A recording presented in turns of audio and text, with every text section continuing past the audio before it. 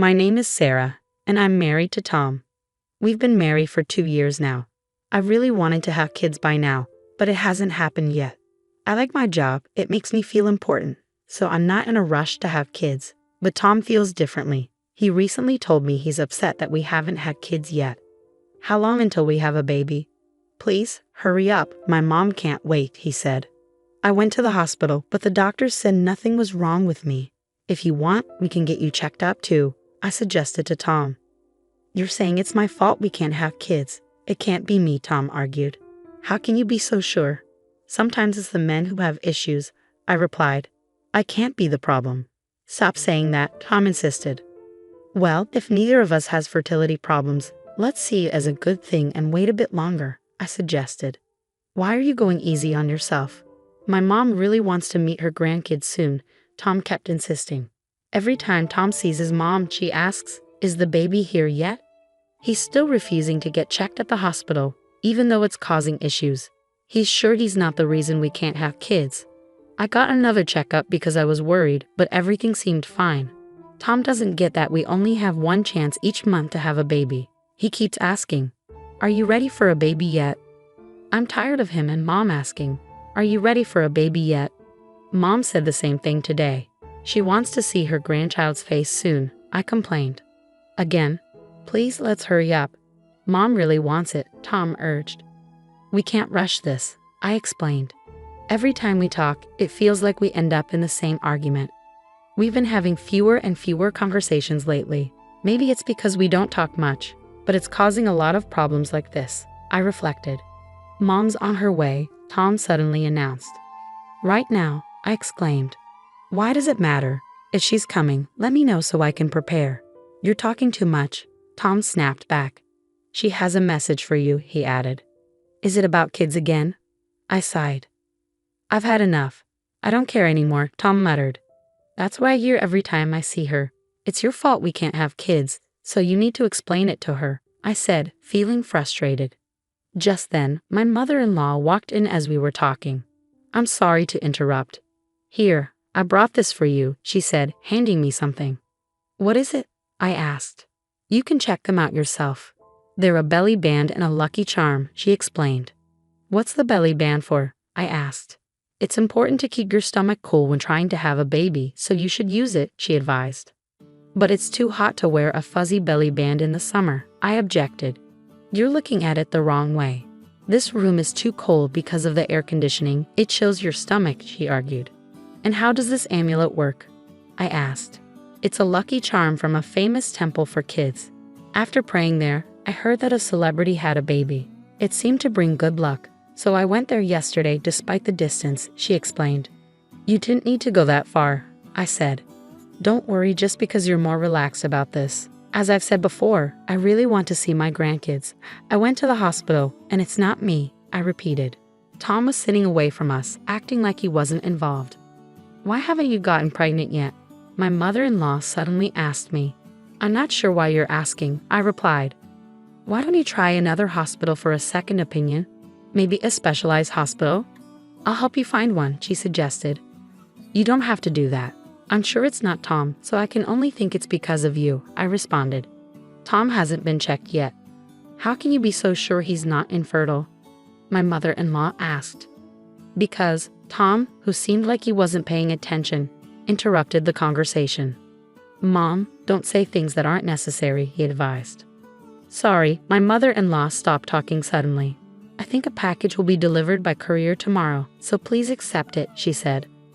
I just wanted to give you this today, so I'll leave now, my mother-in-law announced before leaving me with only a belly band and a lucky charm for the baby. The next day, when the package arrived, I couldn't help but laugh. Inside were all sorts of good luck charms for having a baby. Your mom sent me a package. What was in it? I asked Tom. Pomegranates, herring roe, and peaches, he replied. Why did she send those? I wondered. All three are seen as lucky foods that are supposed to bring good fortune for having kids, he explained. I get it. Mom really wants to see her grandkids, I thought out loud. I understand she's excited, but it feels a bit overwhelming, Tom remarked. Why are you talking about Mom like that? She's genuinely thrilled about having a grandchild, Tom defended. Don't you feel pressured too? I asked. Yeah, but I'm not worried. It's not my problem. It doesn't concern me, he replied. What do you mean it doesn't concern you? It's our issue because we're together, I argued. It's your problem that we can't have kids, so no, it's not my concern, he retorted. It feels like it's my fault that we can't conceive, even though the hospital says there's nothing wrong with me. So why don't you go to another hospital for a thorough checkup like my mom suggested? I proposed. Why don't you ask her to help find a good hospital? He suggested. The hospital I went to is well known for fertility treatments. But maybe it's just famous, not actually good, I speculated. If you're suggesting that, why not ask your mom to find one? He suggested. Are you finally willing to do it? I asked. Yes, if you also get checked out, he agreed. Why should I go to the hospital? I questioned. I couldn't understand why Tom was so confident. Then he dropped a bombshell on me. I've never mentioned it before, but you've been suspicious for a while, and I'm tired of hiding it. So I'll tell you, Tom confessed. What is it? I asked, confused. I've actually been married before, Tom revealed. What? What do you mean? I exclaimed, shocked. I got divorced 2 years before marrying you, he admitted. Why didn't you tell me? I demanded. Well, I got divorced because my ex cheated on me. She didn't ask for child support or anything, so I didn't think it was important to mention, he explained. Are you saying you have children? I asked, bewildered. A son, yes. I haven't seen him since he was born after the divorce, he confessed. I'm lost. I don't understand what you're saying, I admitted. That proves I'm not incapable of having kids. That's why you were so sure it wasn't me, he pointed out. I'm hurt that you think it's me, but it's possible you became infertile in the 2 years after your divorce, I argued. You're still blaming others. You're the issue, so own up to it and do something about it, he accused. I'm not talking about admitting or not admitting. You're starting to annoy me, I shot back. In my 2nd year of marriage, I learned for the first time that Tom had been divorced and had a child. Even after hearing his story, I still wasn't completely convinced that I was to blame for our inability to have kids. I decided to dig deeper into Tom's past. I planned to ask for a divorce once I finished my research. I couldn't bear to stay with Tom any longer. I tried my best to avoid talking to him because he always said hurtful things to me. And of course, we never had intimate relations under such strange circumstances, so pregnancy was out of the question. Meanwhile, my mother-in-law, unaware of our situation, continued to pressure me about having children. Then, one day, Tom approached me looking irritated. By now, I was accustomed to being treated with disdain. He spoke up. I've been thinking about getting a divorce. We don't talk anymore. All we do is fight, and we haven't been able to have kids no matter how long I wait, he declared. I was surprised by his sudden announcement, but I responded calmly. Okay, that's fine. What?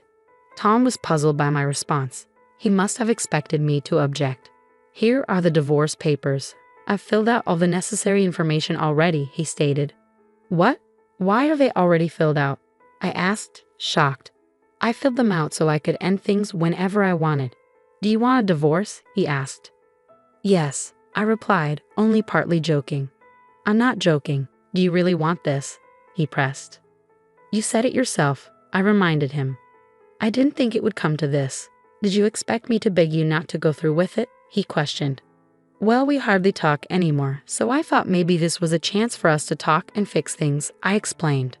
Then why didn't you say that from the start? He asked. I wanted things to go back to how they were. But that's not possible, I replied.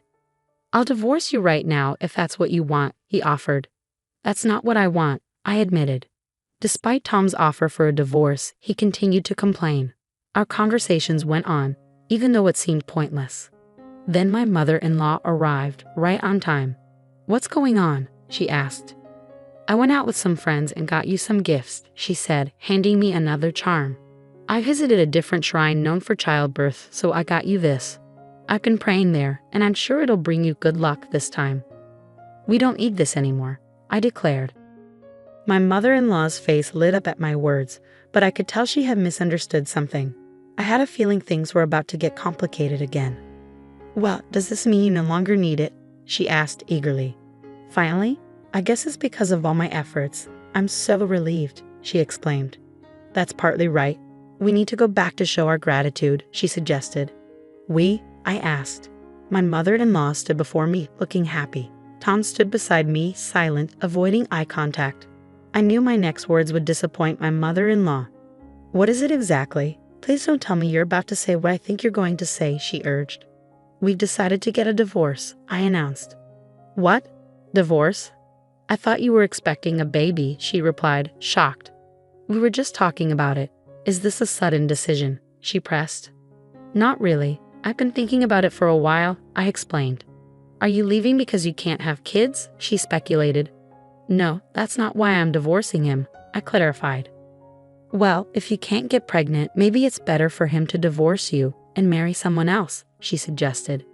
It would be his third marriage, not second. You know that? I reminded her. I found out recently. His ex-wife got pregnant soon after they divorced, she revealed. Okay, I responded, feeling a mix of emotions. So I can only assume you're to blame. If you leave, I'll feel relieved, Tom's mother asserted. I understand. Tom has always been popular with women. He'll find someone soon. Hopefully, our next meeting will bring better news, I replied. Well, if you've made up your mind, get divorced soon. I'm leaving. You two sort out the rest, my mother-in-law declared before leaving, unaware of the whole truth. Once she left, Tom and I continued our conversation. Let's file for divorce right away. I want to start a family soon, and I realize I don't enjoy spending time with you anymore. Let's just get it over with, Tom suggested. Then do it quickly, I replied, handing him the papers to fill out. All I have to do is submit them. By the way, you'll have to leave the house when we divorce, I informed him. What? Why? Tom questioned. I've been making mortgage payments, have you forgotten? My parents paid off the loan and bought this house outright. You were just repaying my parents' loan, I clarified. Oh, so you're leaving because of this? Tom realized. We did have quite a bit of money saved up, he continued.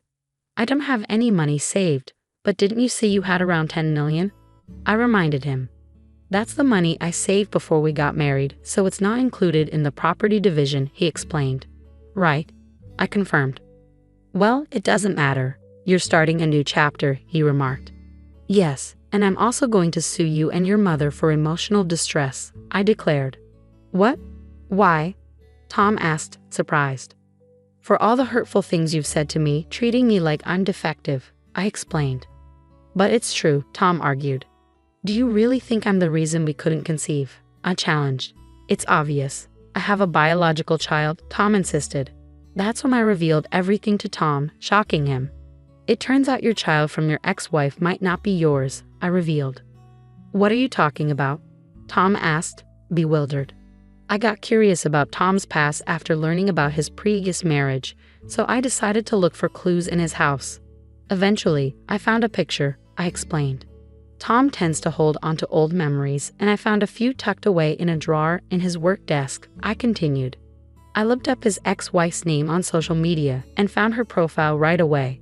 From there, I learned more about who she was, I revealed. Isn't this your ex-wife? I showed him a screen from social media.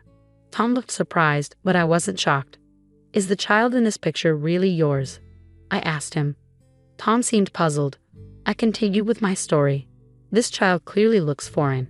I was looking at your ex-wife's social media, and her husband is from another country. I'm not familiar with him. It seems they're living abroad, I explained.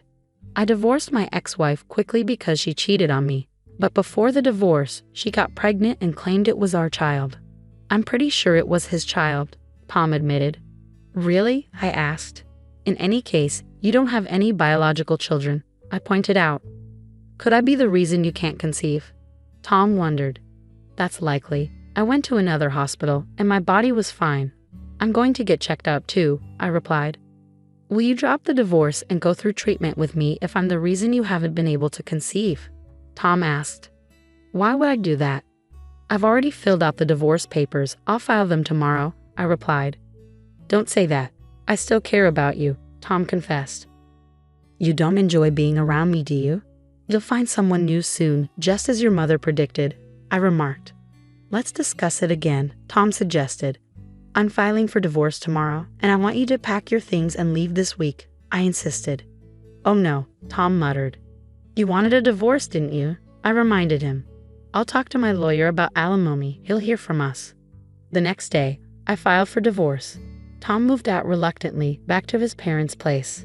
It seems Tom hasn't told his mother that he might be the reason for our infertility. She's been pushing him to remarry quickly after the divorce, hoping for grandchildren. If he does remarry, I feel sorry for his next wife. His mother will probably pressure her too for not having children. Since the divorce, I've thrown myself into my work. I sold the house Tom and I shared for a good price and repaid my parents the money they lent me, as well as the alimony I received from Tom and his mother. Now I'm living in an apartment. I've started dating a coworker who was supportive during my divorce. We were friends before, and now we're living together. If I marry this man, I hope we'll be blessed with children and that I'll find happiness again.